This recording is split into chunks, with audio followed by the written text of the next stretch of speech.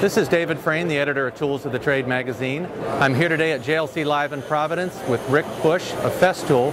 Rick is going to show us a new jigsaw. Rick? Thank you, David. What I'm going to show you is one of 4 jigsaws we're coming out with this summer. We call them the Carvex Jig Saws. We are a German company, so we get a nice German name on there. This model is the PS400 EBQ. Now this model is an electric model in that it uses a plug that you tapped into. It's called a plug-it cord. We will also offer cordless versions that use a battery. So we'll have 4 on the market. 2 will be a barrel grip, and 2 will have the more traditional D-handle approach. So we've had our hands in the jigsaw market now for quite some time. This is our 3rd different type of jigsaw we're going to introduce to the market now. And in here we've incorporated a lot of features that have worked well for us for a long time, as well as some really radical and new features that I think you'll find make working with the jigsaw pleasure and not so much a task. Now, just to walk you through what we've done with this jigsaw, we'll start right on the outside here. The on-off switch is located on both the left as well as the right-hand side. So we want to make sure both the lefties and the righties have equal and easy access to the power switch. This is your control for the swing of the blade, and we've had that for a number of years as well. We also have, hiding down inside here, an automatic blade guidance system. This allows us to cut stock and keep a very perpendicular square cut in the stock regardless of the size, thickness, or density. The other things we've done here is to help improve visibility while you're cutting is to add this clear chip guard, which can swing out of the way. So if you want to open that up and get a little better look, you can. The nice thing about this is if it does become contaminated with dust, you can pull it off, wipe the inside down, and attach it back on, no problem. Now I'm going to take this jigsaw halfway apart. I'm going to show you something else under the hood here. Another thing we did to increase visibility is add 1, 2, 3, and 4 independent LED lamps. Okay. So we have a nice bright view down there, but coming at different angles, we won't get a hard shadow on the cut line or on the blade. But what's really cool about these LEDs is that they're very smart. We call them stroboscopic LEDs. As the jigsaw blade is cutting, they will adapt to the speed of the blade with a flashing light to the point where it looks like the blade's not even moving. So they flash in unison with the blade stroke? Absolutely. It looks like the blade's not even moving, so you have a good visibility of the blade to the reference cut line that you're trying to follow. To insert the blade, we're going to line it up with that slot in there. Okay. It goes in at a slight angle, and then just like a house key, we're going to give it a little bit of a turn. There we go. Until it clicks, and now it's locked into place. The release is simple too. We have a little sliding lever right here, and it's going to eject that blade out, so we don't have to touch a hot blade. So it's spring-loaded. It just pops right out. In and out. Now you've noticed we've been looking at this machine without any base plate on it. That's for good reason. We have many different base plate options for the jigsaw. This is the standard base plate. This is going to give you your 90-degree reference to the cut, but sometimes we need to be able to do an angle. So what I'll do is I'll open up this green lever back here, which opens up these jaws. We're going to drop off the standard base plate. Now we're going to adapt into here an angle base plate. Let's get that blade out of our way here. There we go.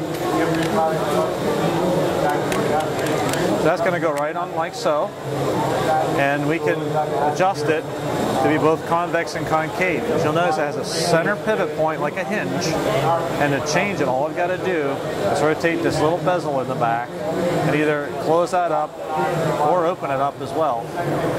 Give that thing a quick twist here. That's going to close it up. The nice thing about that is I can hit an outside of a piece and saw from one side and then match it coming down the other way with the same angle.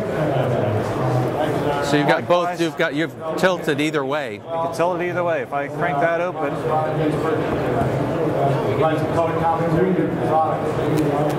we're going to have the same angle on this side. I'm coming down to cut this way. I want to come back from the other side. It's got to match to the same angle.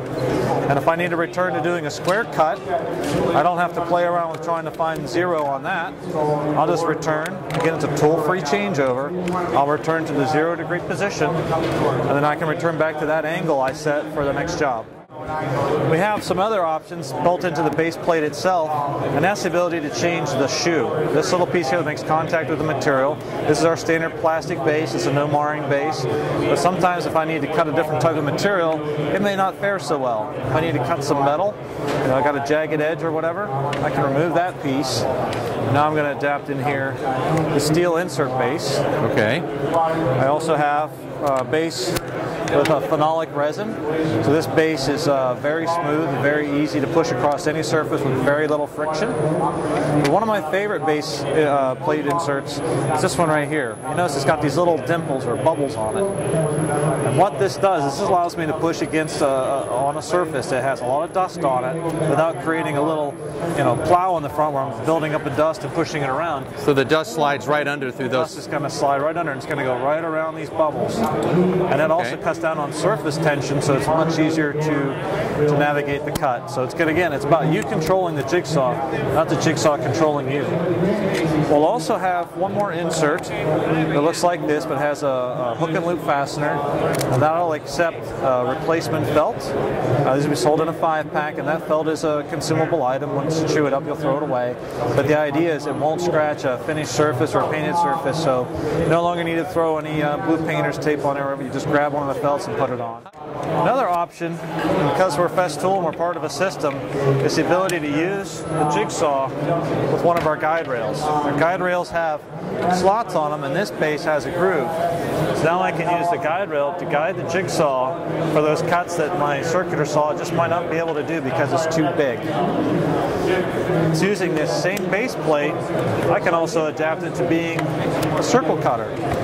Now most circle cutters are some type of bar stock and are limited to how large diameter you can cut based on the length of that bar. Well, this one's all self-contained and it's expandable. I can actually open that up, I can pin the center, take my jigsaw around and cut a circle up to 10 foot in diameter. And is there a scale on that, Rick? There is a scale on that, so you can reference that, or if you got a mark you got to meet, you have a center point right here where that V is. That's going to indicate where you're going to follow with the cut line, and the jigsaw will cut just outside of that line.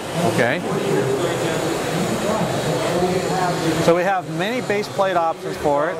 We build a lot of unique features in it, things that make it easier to see, easier to put a blade in and take it out. We also have the ability to take that power cord when it's on and flip it up out of the way. The cord plugs into the end of that pivoting piece. Yep.